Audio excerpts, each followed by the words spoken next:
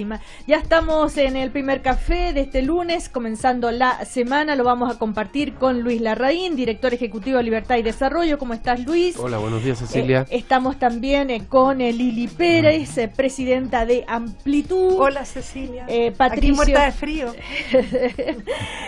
Patricio Zapata, el presidente del Centro Democracia y Comunidad. Patricio, una duda. El Centro de Democracia y Comunidad es el centro de pensamiento de...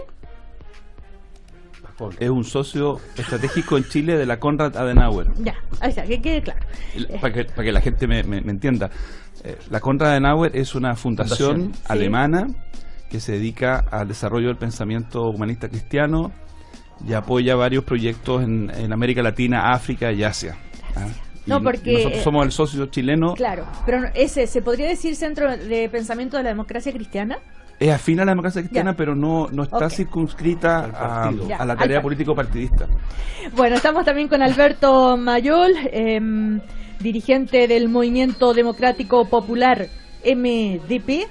En el Frente Amplio. El Frente Amplio, por supuesto, del Frente Amplio. Bueno, buenos días, Alberto. Rapidito hacemos un paso por nuestro tradicional fútbol de los lunes, porque bien fome parece que está este asunto de la Copa Chile, que es como la hermana menor. Pero a las mujeres les fue muy bien, Cecilia. Sí, a las mujeres muy bien. A las jugadoras les fue muy bien. Sí, muy bien. Y con, unas guerreras, con frío, con lluvia, con viento, ninguna queja, ninguna se da en camilla. Perdón, ninguna exagera. Como otros. Como otros. Sí, la verdad que tenemos que reconocer de que va a empezar el Mundial de Fútbol masculino y estamos bastante desilusionados porque no está Chile. Nos quedamos como con las ganas. Y sin embargo las mujeres están en el Mundial. Así que en verdad fue bueno el partido. Yo vi el partido muy y bueno. juegan muy bien. Muy una bien. jugadora realmente buena. O sea, eso es acorde con los tiempos que estamos viviendo. Así que bien por Mega que lo haya transmitido. También. ¿Cierto? Sí. Bueno, rápidamente, por si alguien no se enteró, les digo que la Católica ganó, que Colo-Colo perdió, que la Chile ganó y que la Unión Española empató. ¿Ya? No hay mucho más que decir. No hay mucho más que decir. Ya. Oye, una sola cosa nomás, que yo por lo menos ya saqué mi entrada, porque este viernes se le va a hacer la despedida a Gustavo Canales, y es una bonita tradición, a mi juicio, o debiera ser una tradición, que cuando un jugador ha sido importante para un equipo se le haga una despedida. No lo hacemos mucho. Este viernes juegan la Universidad de Chile del 2011 contra la Unión Española del 2013, y va a estar jugando en cancha Martín Palermo, el Pato Bondancieri, y los que son futboleros van a escuchar también los nombres de Charles Arangui, Marcelo Díaz, el Pipa Esteve, Manolete Neira. Está bien hecho, además. Va a ser una cosa muy bonita, claro. y yo invito, ahora me atrevo a hacer la invitación porque ya tengo mi entrada, entonces no puedo quedar fuera, a que todavía hay tiempo para que la gente se inscriba y tengamos una fiesta el viernes. En estos tiempos de ayuno futbolístico, tengamos una fiesta en Santa Laura a las 7 de la tarde. Mira, a Gustavo Canales. Pero ojalá que no te suspendan la fiesta. No, tú dices que igual que hoy día está nevando así. Claro, porque ya, salvo Radio Cooperativa y en unos pocos medios más, el resto yo veo los canales de televisión todos justificando lo injustificable. O sea, hay agua, lluvia. La crisis ambiental. La crisis ambiental, la crisis de nieve, porque la verdad es que, digamos las cosas como son, es como una exageración total con respecto a lo que pasó en la predicción del tiempo. O sea, en el sur de nuestro Chile llueve mucho, ocasionalmente llueve en el norte, pero todo se concentra aquí, los medios, sobre todo televisión en Santiago, y la verdad es que no es como decían que iba a pasar. Pero, ¿sabes, Lili? Pero no es por defender al gobierno, porque no es mi primer instinto, pero yo creo que es tan frágil el sistema de tendido eléctrico en Santiago, son tan frágiles los sistemas de limpieza de los ductos, de los canales, que yo me pongo en la cabeza de la autoridad hace 2 o 3 días cuando los pronósticos aseguraban que se venía un frente más o menos potente. Entonces yo creo que con Santiago es mejor prevenir que curar. Estar lamentando, porque a veces con un poquito de nieve se apaga la luz, los ascensores, los hospitales, o sea, lo hemos visto. Pero lo que hablábamos antes del programa no era con respecto a la decisión de la Intendencia, si la Intendencia hizo lo que tenía que hacer. El punto es cómo los medios alertaron de algo que finalmente no fue. Alberto Mayor. Sí, yo creo que ese es un punto súper interesante. Yo primero, si uno asume que el sistema es muy débil para poder resistir entonces los embates de la naturaleza, la carácter de prevención de las autoridades tiene que ser entonces de que cuando no hay problema, empezar a exigir, demandar a un sistema que tiene un costo altísimo para estándares internacionales, como el sistema eléctrico chileno, que además tiene una cantidad de cables que no están retirados, porque la mayor parte de los cables que vemos en la calle no están operativos y no han sido retirados. Y hay una ley vigente de hace muchos años para sacarlos. Exactamente, y me parece que es bastante obvio que eso genera otro elemento más de riesgo. Así es. Entonces me parece que evidentemente no hacemos nada preventivo en esos momentos. De repente nos baja con que prevenir es eliminar las clases, pero también eliminamos las clases cuando hay partidos de fútbol de la selección, también eliminamos las clases para cualquier cosa. Entonces yo encuentro que ya de repente, a mí desde el mundo educativo, a mí el asunto ya me empieza a doler, me parece como que eliminamos las clases para todo. O sea, es como nuestro comodín. Sí, Luis Larraín. A ver, ni tanto ni tampoco. Yo creo que tenemos que ir aprendiendo de esto. Lo ideal es que todos los que tienen alguna participación en la manera como enfrentar una situación climática distinta, hagan aprendizaje en esto. Yo creo que tanto las empresas de servicio público, las mismas personas, porque aquí hay toda una cuestión de prevención que tiene que ver con que las alcantarillas no se tapen, sí, y que a veces, muchas veces significa que hay que barrer, digamos, en el lugar preciso para que ello no ocurra. Yo creo que en este caso operó como la cuestión contraria a cuando nos pilla a todos desprevenidos. Aquí estamos tan preparados y tan asustados por los medios de comunicación de que la gente hizo la pega, que tiene que hacerla siempre, no tiene que hacerla solamente cuando se sobreasuste, sino que hay que tener una cultura. Uno ve en otros países que existe una cultura de la emergencia, y la gente sabe lo que tiene que hacer en una emergencia. Y aquí como que no sabemos mucho. Bueno, si alguien ojalá se cae por nieve en tu casa, es una multa para ti. Por supuesto. O sea, ojalá que esa parte positiva la conservemos. Y claro, de repente fue un poco exagerada. Uno veía un noticiario de televisión que durante 20 minutos o más hablaba sobre lo que pasaría o lo que podría pasar. A mí me gusta lo que dice Luis, yo en lo definitiva comparto. No ocurrió. Si a mí lo que me preocupa, Cecilia, es la cantidad de mujeres que trabajan fuera de la casa.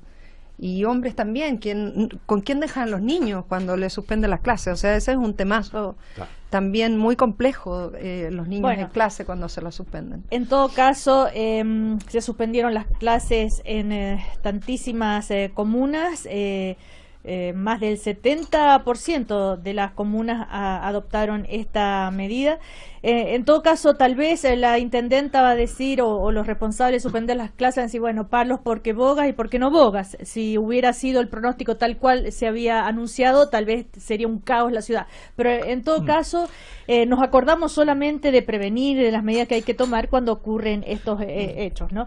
Y después ya tal vez se olvida. En fin, el asunto es que no nevó como se tenía previsto, ni fue para tanto. Pero bueno, la ciudad, afortunadamente, ¿ya? Nos acompaña como cada mañana la Universidad Alberto Hurtado. Según la encuesta Academ, el 87% de los chilenos está a favor de los cambios en las AFP. Sin embargo, la cuenta presidencial no abordó la falta de competencia del sistema. Son pensiones y ganancias entonces difíciles de justificar. Es el análisis del economista Fernando López, publicado en el sitio web de la Universidad Alberto Hurtado. Bienvenidos a Pensar, Universidad Alberto Hurtado. Bueno, la noticia del día, sin lugar a dudas, tiene que ver con lo que se conoció esta madrugada, ¿verdad? El Papa Francisco, que acepta la renuncia del obispo de Osorno, también de Cristian Caro de Puerto Montt, de Gonzalo Duarte de Valparaíso, hacer la aclaración que en el caso de Cristian Caro es por la edad, y en los otros dos casos sí por encubrimiento y otras acusaciones. Reaccionaron en Cooperativa Juan Carlos Cruz, una de las víctimas del caso Caradima, y Juan Carlos Claret, por ejemplo, voceros de los laicos de Osorno. Escuchemos. Empieza un nuevo día para la Iglesia chilena. No puedo estar más emocionado, más feliz, especialmente con la gente de Osorno, que ha demostrado tanta perseverancia, a pesar de que les han dicho de todo, se han mantenido firmes y hoy día se están yendo los delincuentes para la casa, y eso es importante. Hemos perdido demasiado como para estar eufóricos en este momento. En Osorno, con la salida del obispo Juan Barros, no hay vencedores ni vencidos. Aquí hay una comunidad que estaba rota y que gracias a la perseverancia de las víctimas es que finalmente el Papa Francisco decide enmendar el error.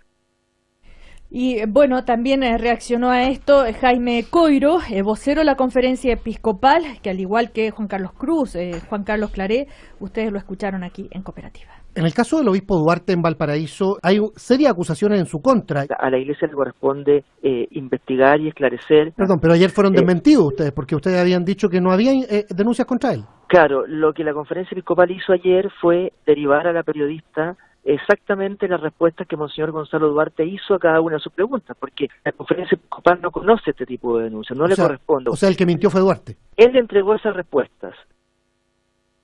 Bueno, ahí está entonces también la reacción o la aclaración que hace, ¿no es cierto?, Coiro, Jaime Coiro, que es el vocero de la Conferencia Episcopal. Esto son las primeras medidas que toma el Papa Francisco. ¿Y alguna reacción, Luis Larraín? Bueno, es lo mínimo que se puede hacer o empezar a hacer en una situación de desconfianza muy grande que hay hoy día respecto a la jerarquía de la Iglesia Católica, a toda la jerarquía de la Iglesia Católica, especialmente en Chile. Estos hechos sobre los cuales estamos comentando son conocidos en Chile y fueron conocidos con escándalo hace bastantes años ya.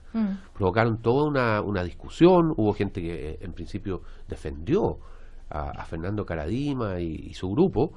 Después la evidencia fue tan abrumadora que prácticamente esas voces se silenciaron y empezó la discusión acerca de cómo fue posible que durante tanto tiempo en el seno de la Iglesia Católica chilena existiera una institución de poder, porque era una institución de poder al servicio de unas pocas personas con conductas aberrantes, como en el caso de Fernando Karadima, que fue protegida por su entorno y que las denuncias que hicieron algunas personas hace ya muchos años respecto a estas conductas fueran de esta manera silenciadas. Entonces hay una responsabilidad muy grande de parte de la Iglesia Católica chilena, que está con un problema de credibilidad increíble. Hoy día uno lee el diario, hoy día en la mañana, en el diario Mercurio, y ve que el obispado de Valparaíso dice que no hay ninguna denuncia contra Monseñor Duarte, pero resulta que el mismo fin de semana nosotros vimos a dos sacerdotes de dilatada trayectoria, que incluso fueron invitados por el Papa a dar su testimonio, que dicen: nosotros presentamos denuncias contra Monseñor Duarte. Entonces, ¿cómo puede seguir ocurriendo que en algunas partes de la Iglesia Católica se siga actuando de esta manera? Entonces yo creo que aquí se requiere de verdad una cirugía mayor, se requiere que se entienda el sentimiento de los católicos, que es un sentimiento de desconfianza absoluta respecto a lo que ocurre con sus autoridades. Y bueno, es un primer paso. Creo que es positivo que exista este primer paso. Creo que tiene que haber más pasos y tienen que aclararse otras circunstancias que también han trascendido, de otros abusos, de otros sacerdotes en otros lugares del país, porque como ya sabemos, es un fenómeno que atacó con mucha fuerza a la Iglesia Católica en general, no solo en Chile. Están los casos de Boston en Estados Unidos, de Irlanda, que han provocado verdaderos cataclismos en la Iglesia. Y en el caso de Chile parece que también fue muy grande, y esta cuestión tiene que aclararse. Y bueno, esto es un primer paso, nada más que un primer paso con el cual la Iglesia se pone al menos de parte de las víctimas y empieza a escucharlo. En el caso del obispo de Valparaíso, Gonzalo Duarte, a quien se le acepta la renuncia, ¿verdad?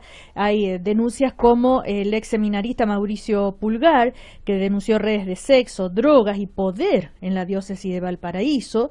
Y apunta al obispo Gonzalo Duarte, asegura que el obispo lo drogó y lo violó cuando estaba en la diócesis de San Felipe. Bueno, en fin, otra víctima, Marcelo Soto, también había hecho denuncias, y hay, esto se va a empezar a conocer más en detalle ahora que ya está aceptada la renuncia. Lili Pérez. A mí me provocan varios sentimientos esta situación que está viviendo la Iglesia Católica, porque ya son varios años, pero no solamente protegida por una parte de la Iglesia, este paraguas que le prestó a los denunciados, ¿no? Y en contra de las víctimas, porque también la Iglesia fue muy activa en contra de las víctimas. diciendo que era falso. Pero también yo quiero decir de que aquí hay responsabilidades compartidas con otros sectores. Aquí hubo personas de la élite política que le prestaron ropa, digamos, por decirlo de alguna forma, que ampararon estas conductas.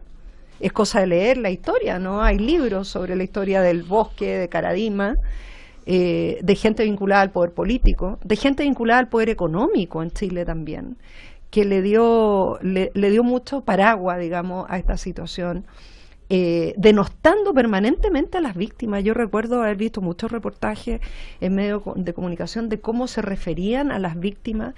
Entonces, primero mi sentimiento de no solamente de apoyo y solidaridad. Conozco a algunos de las víctimas, he conversado en alguna oportunidad con algunos de ellos en forma personal, como Juan Carlos Cruz, y la verdad es que mi admiración a la perseverancia que tuvieron pese a los ataques, la denostación que tuvieron durante tantos años, porque fueron tremendamente cuestionados por gente que ellos conocían de toda la vida, compañeros de colegio, en fin. Entonces, eso, y lo segundo es que yo no sé si realmente un sector de la iglesia, yo no quiero hablar de toda la iglesia, porque también la iglesia católica es muy grande y hay otros sectores que siempre han cuestionado esta situación. El padre Berríos y otros curas han sido tremendamente críticos de esto, pero yo creo que ojalá que la iglesia entienda de que esta asociación ilícita que finalmente se formó y que actúa como una verdadera mafia, ¿cierto?, de proteger a los suyos que estaban cuestionados, es algo que realmente además fue muy negativa para la gira que tuvo el Papa a Chile, que es un Papa que ha mostrado ser cercano, empático con todas estas situaciones. Entonces, yo espero que realmente esto tenga un sentido y que tenga a largo plazo y a mediano plazo consecuencias que sean positivas. Bueno, como tú hablabas de personas cercanas al poder económico, al poder político, precisar, ¿no es cierto?, que me imagino hablas de Eliodoro Mate.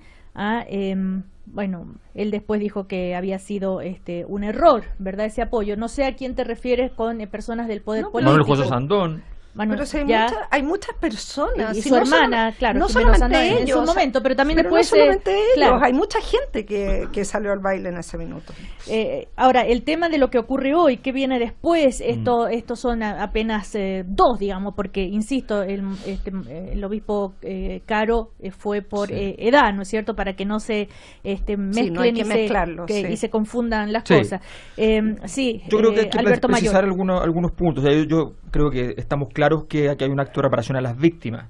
La pregunta que uno tenía en el fondo es si, aparte de la reparación a las víctimas, iba a pasar algo más. O sea, si esto iba a calar hondo en la estructura misma, la política del Vaticano. Que era algo posible porque nosotros no nos imaginamos mucho, pero Chile en el Vaticano tiene mucha importancia. Nosotros siempre creemos que Chile es un país muy pequeño y lo es en general para todas las cosas. Cuando nos toca estar en instancias muy importantes a nivel internacional, igual nosotros tratamos, así como país chico, de más o menos navegar nomás, pero no hacemos mucho. Pero en el Vaticano Chile tiene mucho peso, entre otras cosas porque el Vaticano entiende mucho de geopolítica y sabe que el país que está más al sur y el que está más al norte dentro de los católicos de América Latina es muy importante para ellos porque el continente es muy importante. En ese contexto daba la impresión de que podía ocurrir que esto fuese una apertura de llave por parte de Francisco para tener más capacidad de controlar el escenario con el grupo conservador, que lo ha tenido en las cuerdas varios años. Y eso da la impresión de que todavía no está claro que lo haya logrado. O sea, él logra simplemente sacar a los que están más expuestos en la crisis. Por ahora, esos. Se empiezan a anular los elementos extravagantes. Aquí hay una cosa que muchas veces no se ha hablado, pero la parroquia del Bosque, cuando estaba Caradima, tenía un tratamiento excepcional por parte del Vaticano. Es decir, ellos rendían económicamente no al episcopado, sino que le rendían directamente al Vaticano, como si fueran una congregación, como si fueran los jesuitas, los franciscanos, porque como manejaban mucho dinero, que provenía del financista principal, que era el Eliodoro Mate, entonces efectivamente tenían un tratamiento especial. Bueno, todas esas cosas evidentemente tenían que terminarse porque era una estructura de poder completamente inconducente. Hoy día eso se ha ido acabando, hoy día efectivamente hay una reparación a las víctimas, pero dejemos en claro que no sale Zatti, no salen gran parte de los cardenales simbólicos del grupo más conservador. Por eso te pregunto, ¿tú crees que este es solo el comienzo?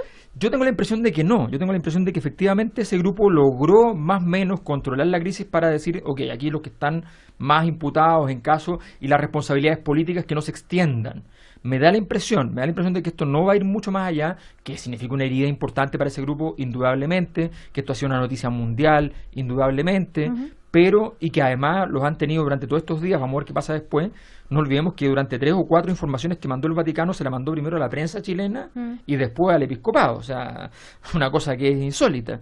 Vamos a ver si ya retoman las condiciones normales o si el Papa sigue dando señales de que quiere avanzar. Mi impresión es que más bien en ese sentido me da la impresión de que el Papa se retiró de la disputa más profunda, porque podría haberlo hecho ya rápidamente sacando 5 o 6 nombres.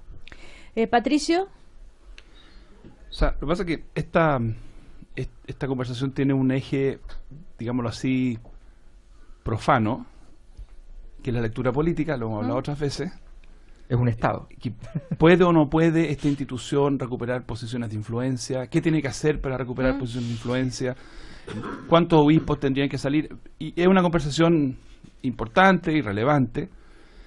Y luego está ese otro plano, que por lo menos para algunos es más significativo, y es en qué hay que hacer para que la Iglesia, ahora entendida como todos los católicos cristianos, todos los católicos, pueda volver a cumplir su función, que es propagar el Evangelio. Y en ese sentido, yo por lo menos no creo que uno tenga que estar solamente esperando que caigan más cabezas o una cuota o un porcentaje de obispos que salgan volando, sino hay que pensar más bien en los cambios de actitud que debieran producirse en todos, tanto los que tienen posiciones de influencia en la jerarquía como en los católicos comunes y corrientes.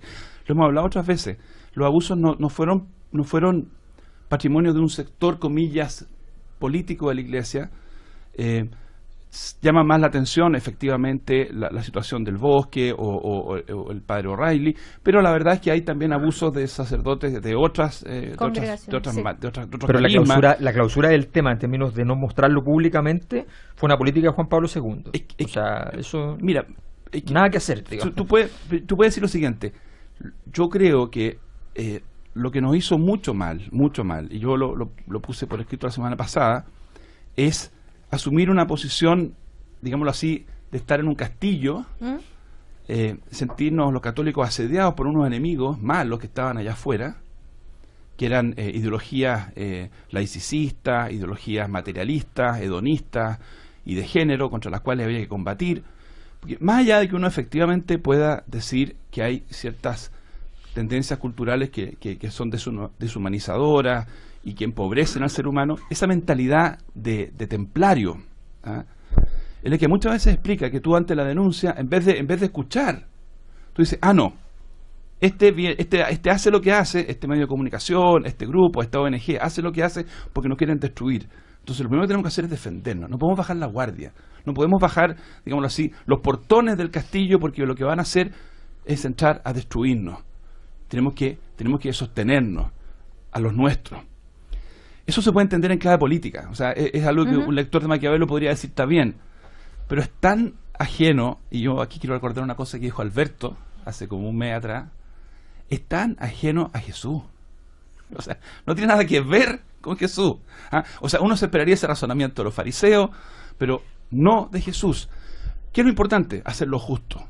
Si alguien hace una denuncia, antes de empezar a preguntarse si hay una conspiración, es decir, a ver, este hijo mío, este hermano mío que está aquí llorando, ¿qué es lo que he hecho yo? ¿Qué es lo que hago yo? Ese fracaso es transversal, es un fracaso dramático. Entonces, más allá de seguir esperando que cambien obispo, por lo menos para mí como católico, el tema es la conversión que tenemos que hacer, de dejar de vernos los católicos en Chile y en el mundo como un grupo de combate, que tiene que estar constantemente defendiendo un metro cuadrado, sin descansar, sin ceder un ápice, sin ceder un metro, sin ser ingenuo.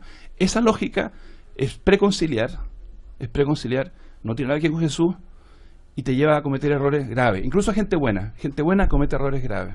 Vamos a ir a comerciales, a la vuelta seguimos con este tema porque es interesante también reflexionar por qué ocurre esto dentro de la Iglesia Vivo. Seguimos entonces con Lili Pérez, Alberto Mayol, Patricio Zapata y Luis Larraín. Luis Larraín, que quería agregar algo sobre el tema que estábamos conversando respecto a esta aceptación de renuncia del Papa Francisco a 3 obispos, 2 de ellos acusados de abusos de poder, de conciencia y abuso sexual o acoso sexual. Sí, bueno, este tema da para mucho, pero yo creo que hay algunas precisiones que hay que hacer en relación al caso Caradima.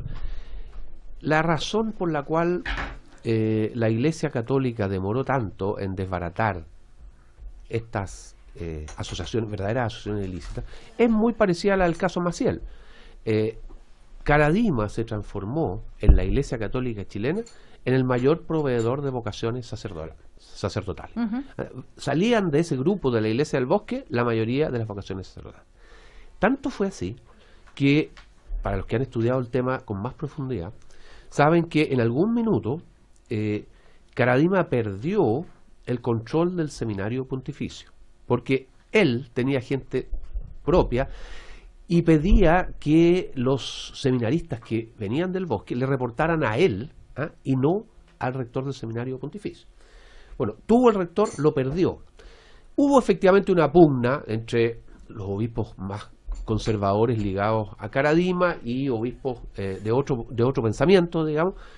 Ahora, yo creo que salió perjudicado acá el cardenal Errázuriz porque de alguna manera la Iglesia Católica, la jerarquía de la Iglesia Católica lo identificó a él como una persona que no pertenecía a ninguno de los dos grupos y lo trató de poner un poco como mediador de esta situación, con los malos resultados que conocemos. O sea, él trató, digamos, de manejar la situación, pero al tratar de manejar la situación tuvo, a mi juicio, una actuación que respecto a las víctimas fue inaceptable. Entonces, ¿qué pasó con Maciel? Maciel era el mayor proveedor de vocaciones sacerdotales en el mundo. Los legionarios de Cristo llegaron a ser lo poderosos que fueron y lograron cubrir con un manto de impunidad las atrocidades que cometía el señor Maciel, porque ellos también eran los que más formaban sacerdotes.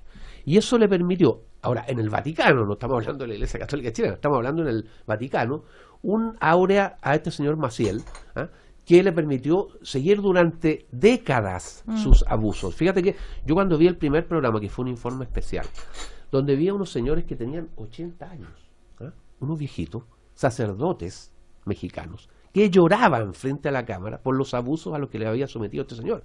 Y además decían, yo esto lo vengo denunciando hace 15 años y nunca nadie me ha abierto una puerta dentro de la Iglesia Católica. Entonces tú te das cuenta que estas estructuras de poder se crearon en torno a esta situación. Y es una gran lección, entonces. Ahora, hay muchos otros elementos, algunos de ellos estábamos conversando antes, que hacen que la Iglesia Católica como institución sea permeable a este tipo de situaciones. Lo hemos conversado otras veces. El hecho de que es una institución absolutamente jerárquica. El tema del celibato. Hay muchas cuestiones que influyen en que una institución como esta sea más proclive a este tipo de situaciones. Pero yo quiero decir otra cosa. Quiero decir que si bien en caso de Chile se ha identificado mucho con Caradima la cuestión, el tema de que esto solamente se circunscriba a los conservadores no es así. No es así. Nosotros tenemos muchos casos de abuso sexual de sacerdotes que uno podría calificar de progresistas, sobre el cual se han hecho incluso publicaciones, investigaciones, y algunos de ellos son los que tienen más denuncias. De manera que, digamos las cosas como son. En toda la Iglesia chilena hemos sufrido esta situación. Y yo creo que vamos por el buen camino cuando reconocemos la falibilidad de una institución como la Iglesia a este tipo de situaciones y, como decía Patricio, tratamos de buscar caminos para la Iglesia Católica que impidan que ocurran este tipo de situaciones. Yo quería agregar lo siguiente. Quiero reiterar, después de escuchar a Luis, lo que dije del punto anterior. Lamentablemente, esta asociación ilícita, como la hemos definido esta mañana aquí en el primer café, que se ha generado de algunos sacerdotes, ¿cierto?, de distintas congregaciones que han sometido a abuso a niños, a jóvenes, y a sacerdotes también, tuvo protección de poder económico y político, porque si no, esto no funciona. Al igual que el caso del padre Maciel en México, porque estas asociaciones funcionan cuando están protegidas. Y lo segundo es que yo creo que no podemos quedarnos en el que el diagnóstico es que hay que pedirle la renuncia o que salgan algunos sacerdotes para que esto cambie. Yo creo que el camino y el tránsito es mucho más largo y más profundo. ¿Qué pasa con la inclusión de la mujer en la Iglesia Católica? ¿Qué pasa con la transparencia del manejo de los recursos? Su vínculo con el Estado, ¿cómo se relaciona la Iglesia con el Estado? El celibato, que ha mencionado Luis.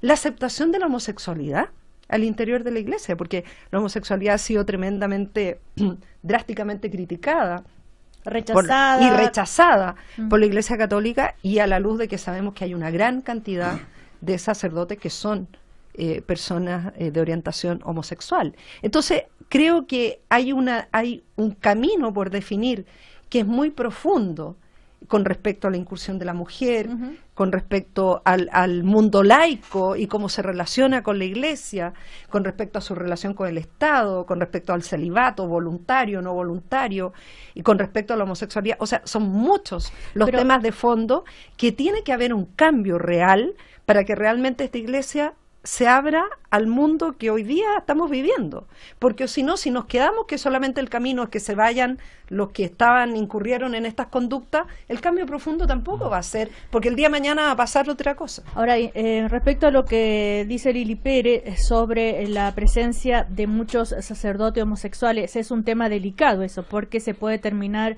asociando homosexualidad con abuso, ¿no? Y no lo es. Pero no lo es, o sea, en todos los estudios, cuando se legisló con respecto a los casos de pedofilia, pero los mayores casos de pedofilia están asociados a personas heterosexuales, no homosexuales. Pero el problema de la Iglesia... Pero el problema es que cuando tú asocias a una persona que tiene una orientación sexual y no puede, y reprime toda su vida, muchas veces, podría pasar, yo no soy psicóloga ni psiquiatra, pero pueden haber algunos casos de personas que al reprimir su sexualidad de manera permanente puedan terminar en personas que generen después situaciones de perversidad. Pero yo no soy una persona autorizada en la materia como para decirlo, porque yo no hago una relación de homosexualidad con pedofilia, con abuso. No la hago, pero sí creo de que hay un tema que no es natural, el celibato no es natural. Yo creo que hay personas que sí lo pueden llevar adelante el celibato en su entrega a Dios, pero debiera ser algo voluntario. Yo no veo por qué tienes que obligar a una persona, porque de hecho, si tú ves en otras iglesias donde las personas que se consagran a Dios sí pueden contraer matrimonio, sí pueden tener familia y hablar de la moral con mayor propiedad, no se dan estos casos de abuso como se dan en la Iglesia Católica. Sí, Luis Larraín. Yo creo que la situación dentro de la Iglesia no está relacionada con el hecho de que hayan homosexuales, sino que está relacionado con situaciones de poder. Las situaciones de abuso siempre están relacionadas con situaciones de poder, y ahí resulta, y por eso son los casos que se han visto, que hay seminaristas o que hay niños, etcétera, que de alguna manera son objeto de los abusos por parte de sacerdotes. Pero creo que también es indebido asociar una condición homosexual a una condición de abusador, porque el abusador es una patología realmente, es un tipo que está enfermo, digamos, y eso es una cuestión bastante distinta. O sea, si hay tantos casos, dice Luis Larraín, es porque es una entidad donde existe el poder de conciencia, el abuso de poder. Y en algunos casos, personas que en este caso fueron seminaristas, o en el caso de Caradima, no solo seminaristas, sino que también jóvenes, que seguían a este líder espiritual, que estaban en una situación de asimetría de poder muy importante, y que fueron objeto de abuso por parte de quien era la persona que tenía esta condición de líder y todo lo demás. ¿Qué es lo que ocurre habitualmente? Pero la Iglesia debería aceptar a las personas que son homosexuales también.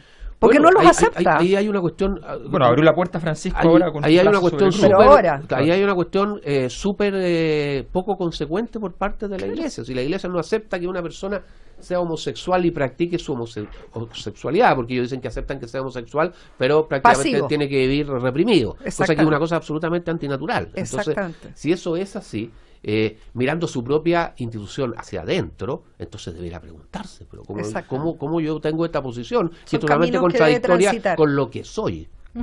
Sí, Alberto Mayo. Sí, hay una... A ver, yo insisto en mi única diferencia con todo lo aquí dicho es con respecto a lo que dice Luis de que aquí no hay un foco político en los grupos de la Iglesia, porque lo hay, no tiene que ver con la cantidad de victimarios, tiene que ver con el hecho de que aquí hubo un proyecto donde Juan Pablo II determinó que para todo el mundo uno de sus ejes fundamentales iba a ser el tema de la sexualidad como uno de los principales falsos ídolos que había que atacar. Él lo dijo textualmente en Chile y en todo el mundo, en todos sus viajes. Y ese fue un tema mediante el cual el promotor, además de que no hubiesen mecanismos de anticoncepción y qué sé yo, en el tercer mundo generó toda una situación. Y esa política lo obligó a evitar cualquier denuncia al interior de la Iglesia sobre la sexualidad. Yo creo que ahí hay que tener plena conciencia de ese punto. Ahora, respecto a lo que estábamos diciendo anteriormente, creo que es muy importante señalar que en todo este ciclo hay una historia sociológica interna de la Iglesia que también hay que entender. O sea, efectivamente las sociedades ocuparon a la Iglesia también, sobre todo la alta sociedad, ocupó a la Iglesia como un mecanismo para resolver muchos problemas, muchas veces desde la Edad Media para adelante, con los hijos que no iban a ser los primogénitos, con una serie de cosas, y entre otras cosas, como mecanismo de control de las pulsiones sexuales de aquellos miembros de la familia que representaban, para la lógica que tenían, sus desórdenes, que podían ser la homosexualidad o podían ser una hipersexualización, que podían ser muchas cosas y llevarlos a un lugar como el ejército y qué sé yo, o los internados, donde fueran en el fondo reprimidas esas energías, esas pulsiones. Y naturalmente, en un contexto donde además tú tienes poder y te das cuenta a poco andar de que efectivamente vinculándote a ciertos troncos de la Iglesia tú podías adquirir un poder importante sin control del Estado, del país respecto a lo que pasaba dentro de un Estado distinto, ¿ya?, en tu territorio pero sin control, evidentemente entonces se desplegaban toda clase de perversiones, porque aquí no solamente está la perversión que nace, sino que también la que en la dinámica de tener poder todo el tiempo, tú te empiezas a desarrollar. Entonces yo creo que también hay que tener conciencia de todo ese tipo de asuntos. Un detalle último, el Papa Benedicto XVI estableció el reintegro al Vaticano de los obispos anglicanos. Por tanto, hoy en el Vaticano, en la Iglesia Católica, existen obispos casados. Y por tanto, cuando alguno de ellos sea ascendido a cardenal, la discusión probablemente relativa a lo que es el desarrollo del celibato se va a dar naturalmente. Ratzinger muy astutamente lo dejó listo para que esto ocurriera en los próximos años y probablemente con bastante más temprano probablemente de lo que se pensaba con todo esto, estaremos en presencia del fin de esta doctrina del celibato, que no es original de la Iglesia, que se estableció recién en el Medioevo. Sí, Patricio Zapata. Prometo ser súper breve, para que, aunque sea obvio, tengo que decirlo, nos escuchan seguramente muchas personas que han tenido no la experiencia de abuso, no la experiencia de sufrimiento, no la experiencia de humillación. Esas personas también nos escuchan, pero también nos escuchan personas que han tenido otra experiencia. Nos escuchan sacerdotes, nos escuchan religiosas. Entonces, siempre en estos casos, después que uno hace estos análisis tan descarnados, es de justicia decir gracias por el testimonio de tanta gente. El otro día Juan Ochacavía, un maravilloso cura jesuita de 90 años, celebró su sacerdocio en una misa y él partió diciendo gracias a Dios por el regalo de ser sacerdote. Entonces, está eso otro también, que por lo menos para mí es señal de esperanza, ¿ah? de que podemos desprendernos de esta dimensión de pecado, de abuso, y recuperar lo que es el testimonio de miles de religiosos en Chile que hacen el bien, que son generosos, que son solidarios, que son valientes, y que desgraciadamente tienen que cargar hoy día con este estigma, y yo creo que eso merece también ser apuntado para ser justo, para no caer en la condena, digámoslo, al bulto, ¿ah? Yo estoy seguro que la gran mayoría de los religiosos y las religiosas en Chile han hecho de su vida un testimonio de servicio que hay que seguir agradeciendo. Todos no tenemos ninguna duda que es así. No, yo sé, no estaba contestando nadie. Yo quería... y hermanas maravillosas. Sí, es muy justo lo que tú dices. Es justo y está perfecto. Hay que poner en su justa dimensión. Esas personas también sufren de repente hostilidad. hostilidad de parte de la población por solamente el hecho de ser sacerdote o ser seminarista, y eso es extraordinariamente injusto. Bueno, otra noticia del día tiene que ver con que esta noche se concreta la tan esperada que sí, que no, bueno, finalmente parece que sí, que es la reunión entre Donald Trump y Kim Jong-un. Esto se va a realizar en Singapur, ellos ya están allá. Esta ¿Pero qué hora es allá? Como que ya, ¿no?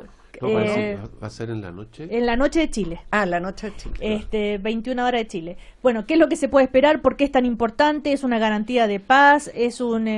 ¿O son dos líderes absolutamente impredecibles? ¿Cómo lo ven ustedes, Lili? No, yo lo veo de verdad como algo muy impredecible. Para mí, que ambos estén ya allá y que el presidente de Estados Unidos, Donald Trump, esté ya en la zona, a mí en lo personal no me garantiza nada, y lo quiero decir con toda franqueza. Creo que es una persona tremendamente impredecible en sus determinaciones. Yo recuerdo todas las cosas que dijo siendo candidato, las cosas que ha impulsado ahora. Es cierto que Estados Unidos está con un plan económico, sobre todo en materia de obras públicas, que da gusto, en términos de pleno empleo, en términos de crecimiento y desarrollo económico, realmente es digno de aplauso. Pero no solamente de economía vive el hombre, también de asuntos espirituales y morales. Yo creo que en eso realmente a mí me da muchas veces mucho susto las políticas que enfrenta o que impulsa Donald Trump, y desde ese punto de vista a mí me parece tremendamente impredecible lo que pueda decir. Recordemos lo que dijo el cambio climático, de que el cambio climático para él no tenía ninguna importancia, y después se dio cuenta lo importante que era, echó pie atrás, firmó acuerdos. Entonces realmente no tengo mucha claridad qué es lo que finalmente va a hacer. Ahora, si todo funciona como dicen los medios de comunicación, que va a firmar con el líder de Corea del Norte, bueno, sería algo maravilloso, no solamente para ambos estados, ¿no?, sino para el resto del mundo, incluido Chile. La gente cree que porque nosotros estamos lejos nada nos afecta, pero la verdad es que todos estos acuerdos que se firman en torno a la paz, o acuerdos en torno a armas nucleares o eventuales guerras, tienen un efecto en el Medio Oriente inmediato, y tienen un efecto con respecto a países como el nuestro también absolutamente rápido. Luis Larraín, y nos vamos a comercial. No, yo creo que desgraciadamente la personalidad de Trump y la manera como él toma sus decisiones le confieren cierta precariedad a esto, que en sí es positivo, hay que decirlo, porque la verdad es que Kim estaba en una situación de total aislamiento. Era como un señor totalmente excéntrico, el cual la gente se reía fuera de Corea, y que parecía como una amenaza, pero una amenaza que tampoco era tan creíble y todo lo demás. Con esto, si es que hay un desarrollo posterior razonable, que es que desgraciadamente lo que no podemos asegurar, Kim entra dentro de una lógica de conversación con el resto del mundo, ¿no?, que yo creo que es una cuestión súper positiva. Y ya se reunió con el mandatario de Corea del Sur, cosa que no había ocurrido desde la guerra, y esa es una cuestión importante desde el punto de vista de la amenaza nuclear y desde el punto de vista de la paz mundial. Y yo creo que tenemos que estar desde ese punto de vista contentos con que este paso se haya dado. Si lo que pasa es que estamos todos un poco pendientes de cuál es el próximo paso, digamos, del señor Trump o de este otro señor Kim, que también es bastante excéntrico. Entonces yo creo que hay que mirarlo con optimismo, pero con moderado optimismo por esta situación.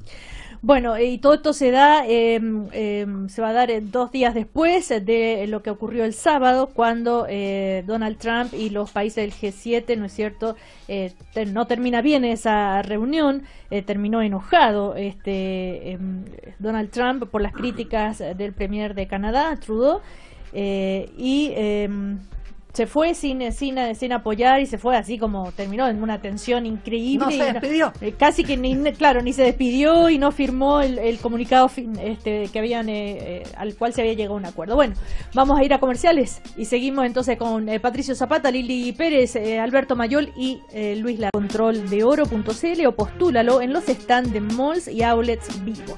Seguimos entonces con Alberto Mayol, Lili Pérez, Luis Larraín y Patricio Zapata. Patricio quería decir algo más sobre esta cumbre Trump-Kim Jong-un, o no, sobre Donald Trump. No, a ver, lo que pasa es que yo no me hago expectativas sobre Trump. Una y otra vez muestra su desprecio por las leyes de su país, por las leyes en Estados Unidos, su desprecio por la verdad. Él miente, él sabe que es mentira lo que está diciendo cuando él le dice a los países de Europa que Estados Unidos es robado por el negocio, por el comercio internacional, sí. y le echa en cara a Trudeau la tarifa que tiene para los productos lácteos, pero él sabe que en términos promedio no es muy distinto. Entonces no tiene respeto por la ley, no tiene respeto por la verdad, no tiene respeto por los derechos de las... O sea, entonces yo no hago alguna esperanza. Mi única confianza es que la propia política norteamericana sea capaz de sacarlo de ahí. Hay que esperar. Hay señales interesantes. Hubo primarias en varios estados norteamericanos la semana pasada.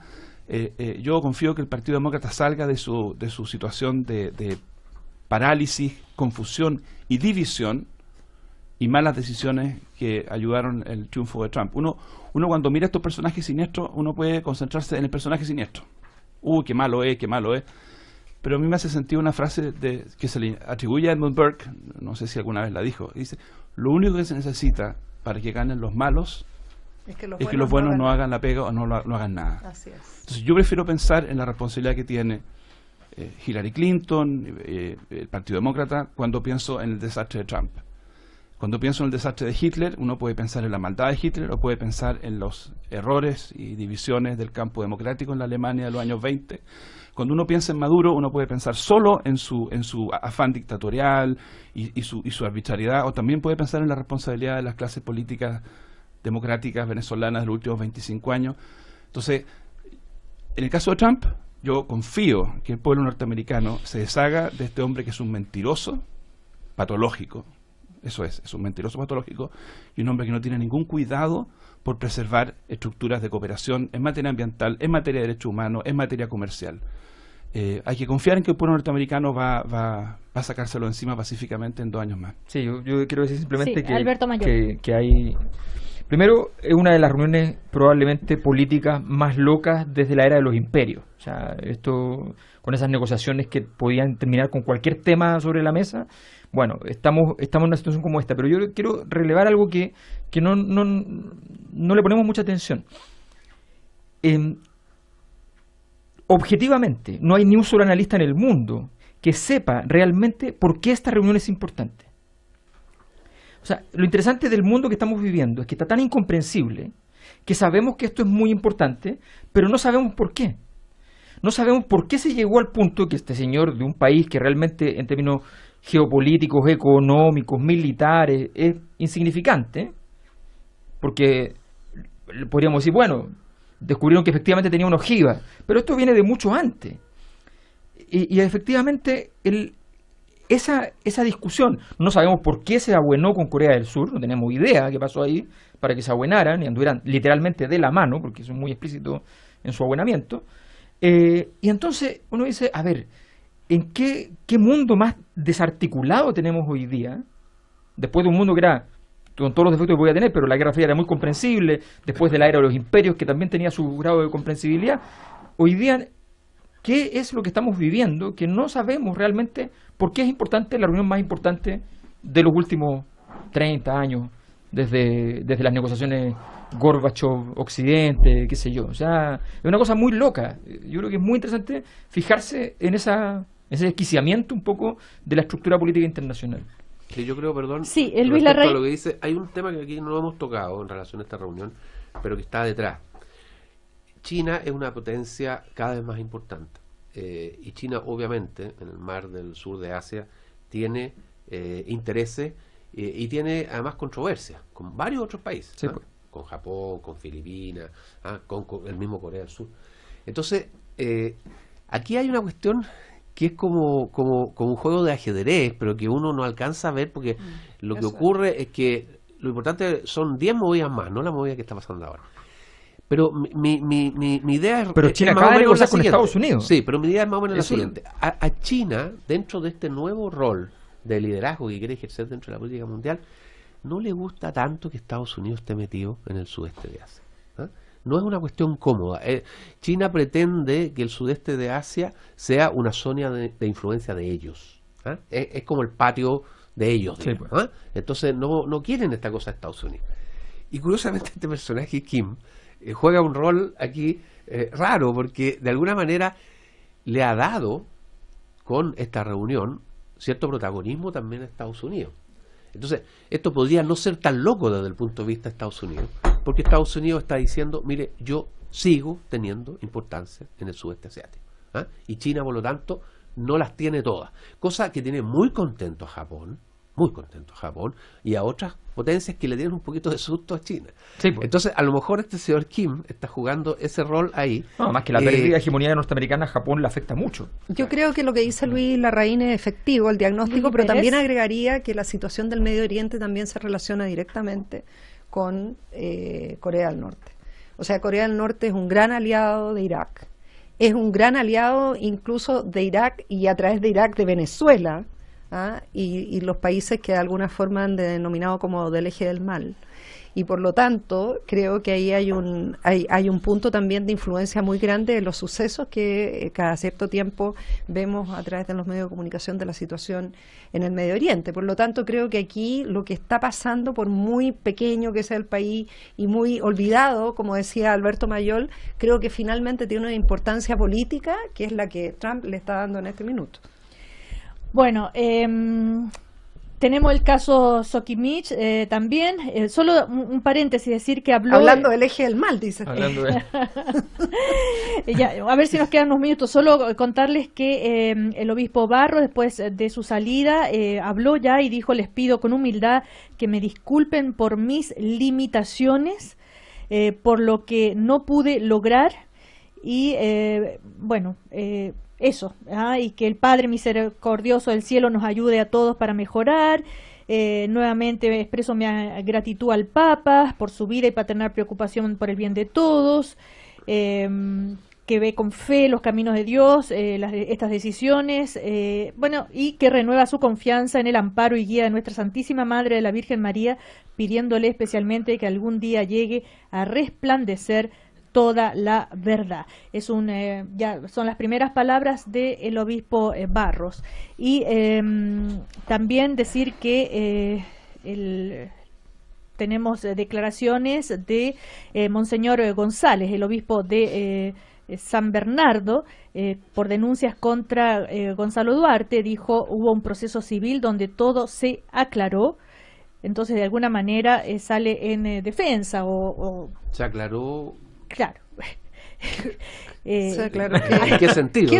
Claro, que insiste que como que no hay ninguna investigación en curso, insiste Juan Ignacio González. Lo que ha hecho por la Iglesia y que le vaya muy bien en sus nuevas responsabilidades es lo que dice, y le agradece al obispo Duarte. En fin, esto va a generar muchas declaraciones en los próximos días y vamos a estar atentos a todo. Porque hay declaraciones el fin de semana de 2 sacerdotes que fueron recibidos por el Papa, que ellos afirman haber denunciado a Monseñor Duarte. Entonces, esta cuestión que declara ahora Monseñor González es totalmente inexplicable a la luz de eso. Estaban acostumbrados a tapar el sol con un dedo. Volvemos y nos quedan unos minutos a ver si hablamos de Sokimich. Lili Pérez quería decir algo al respecto. Recordemos que Sokimich defendió la reincorporación de Julio Ponce Lerú. Dijo: no corresponde determinar a una entidad estatal qué tiene que hacer una compañía, es una decisión del directorio, y hay toda una serie de argumentos al respecto, diciendo que es un aporte el que van a tener tanto Eugenio Ponce Lerú como ¿no es cierto?, Julio Ponce Lerú, en fin. Sí, Lili Pérez. Bueno, ellos argumentan porque son una empresa privada y está bien desde ese punto de vista, pero recordemos que Sokimich ha estado vinculado a procesos de financiamiento ilegal de la política, a redactar con gente de Sokimich indicaciones en el Congreso. O sea, creo que hay el royalty minero está bajo lupa producto de esto mismo financiamiento ilegal. Entonces creo efectivamente, Cecilia, de que lo de Sokimich, Ponce Lerú, más esté o no esté, todo lo que pasó con el señor Vitrán, si sabía los contratos, de que podían tener un rol de asesoría. Yo creo que realmente todo este episodio denota una vez más que aquí estamos hablando de un sector que impulsó malas políticas, donde confluye dinero, negociación indebida, mala política, redacciones de proyectos de ley, indicaciones bajo cuerda. O sea, esto es huele muy mal todo lo de Sokimich. Y creo que es creer que la gente, que todos nos tenemos que decir, bueno, ya es que está dentro de la ley.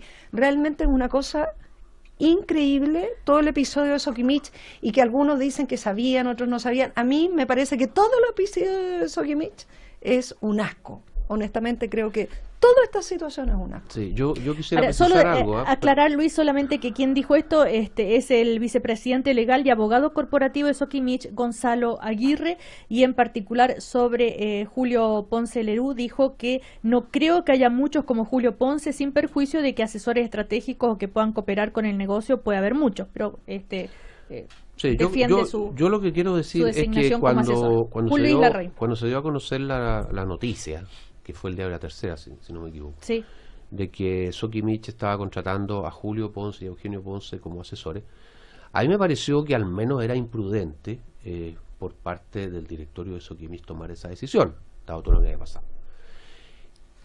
Más aún cuando escuché la reacción de Eduardo Vitrán, que salió a rasgar vestidura y a decir que esto contradecía el acuerdo y todo.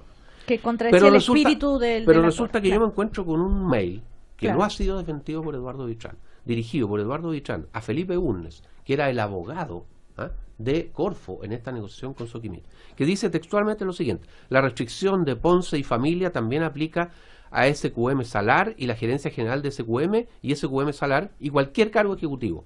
Y después agrega, por favor, solo pueden ser asesores de la compañía si así lo estiman.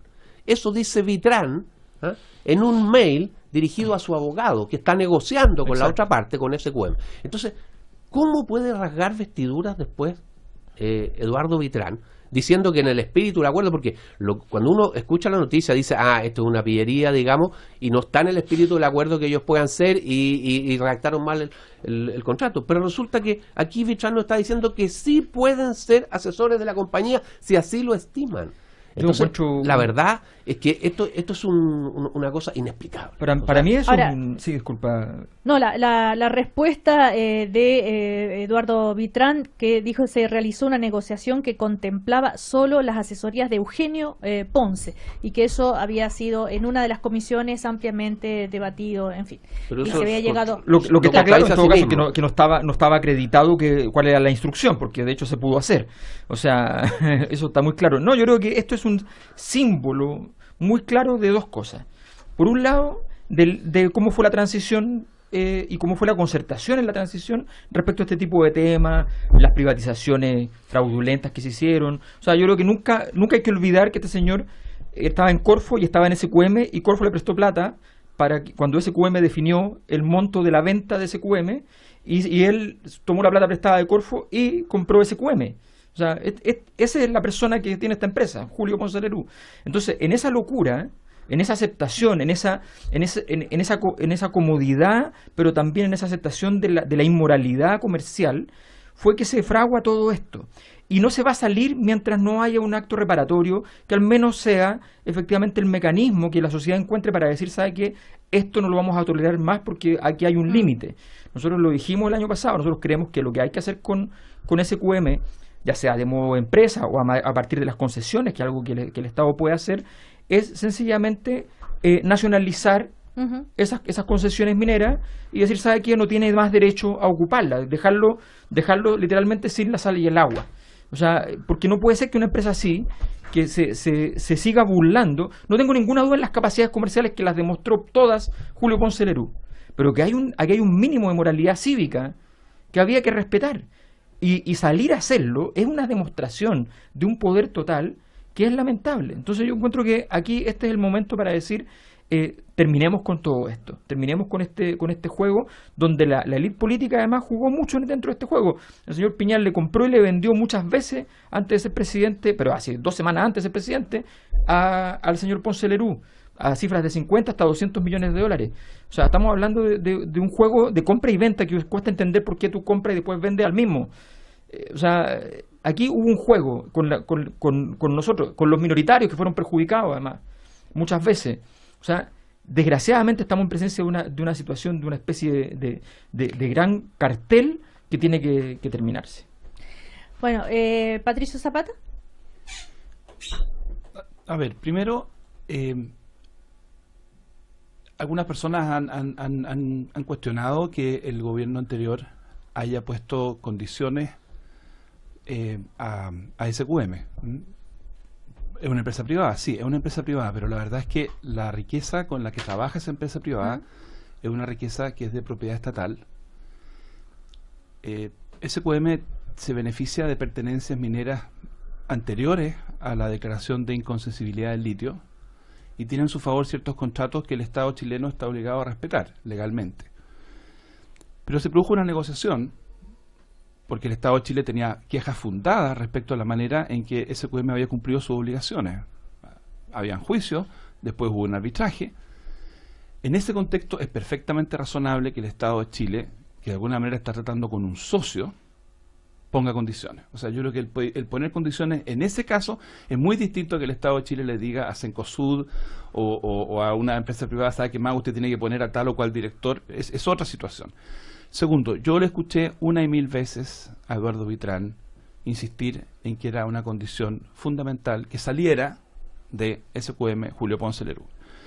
Efectivamente, el correo que lee Luis a uno lo deja medio perplejo. Yo quiero pensar que es una cuestión que tiene que leerse en el contexto de su general política permanente de que saliera Julio Ponce, que saliera primero de la propiedad, que saliera del directorio, que saliera de la gerencia y eventualmente que saliera de la asesoría. Perdón, Patricio, porque estamos precisos. No eventualmente que salga de la asesoría. Dice, puede ser asesor. Sí, pero él afirma... Si así él lo estima. Pero él... Oye, ¿a dónde está? Está bien, o sea, está bien. Luis, estamos ante un señor, el señor Vitrán, que tiene un campo de distorsión de la realidad. No, yo creo que el beneficio de la duda, ¿sabes qué más, Luis? Yo el beneficio de la duda en esta materia no se lo voy a dar a Ponce Lerú y menos se lo voy a dar a ese directorio que después de todo lo que ha pasado encontró que era perfectamente normal y lo defiende ante el país volver a tener a estas personas trabajando en la empresa. Pero mira lo que dijo Patricio. Bueno, no se lo da a Ponce Lerú, no se lo da a Felipe Bulnes. Él dijo 20 cosas. No se lo da a Felipe Bulnes, que era el abogado,